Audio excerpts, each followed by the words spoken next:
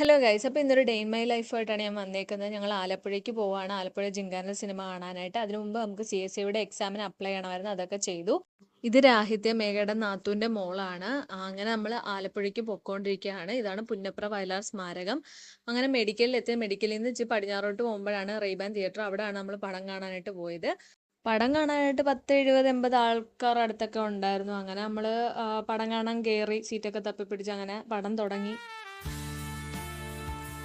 അടിപൊളി പടമായിരുന്നു, പറയാതിരിക്കാൻ വയ്യ.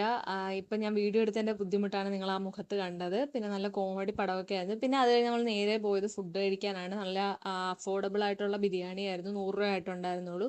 അങ്ങനെ അതൊക്കെ കഴിച്ച് നമ്മൾ നേരെ പോയത് ബീച്ചിലാണ്. അവൾക്ക് ബീച്ച് കാണണമെന്ന് പറഞ്ഞു.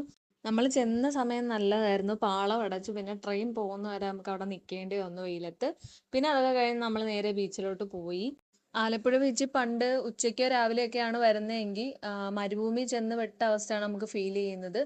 ഇപ്പം നഗരസഭയുടെ നേതൃത്വത്തിലാണ്ട് ഇതുപോലെ ബീച്ച് പാർക്ക് ഒരുങ്ങിയിട്ടുണ്ട്. അതാണിത്.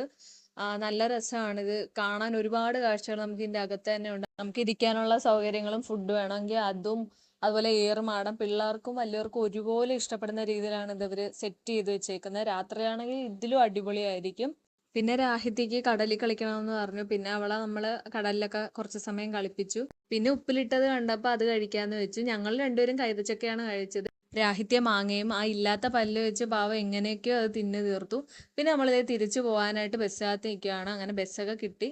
അങ്ങനെ അവരവരുടെ സ്റ്റോപ്പ് എത്തിയപ്പോൾ ഇറങ്ങി. പഴയങ്ങാടി സ്റ്റോപ്പിലാണ് അവർ ഇറങ്ങുന്നത്. പിന്നെ ഞാൻ എൻ്റെ സ്ഥലത്തും എത്തി. അപ്പോൾ അത്രേ ഉള്ളൂ ഇന്നത്തെ വീഡിയോ. Bye guys.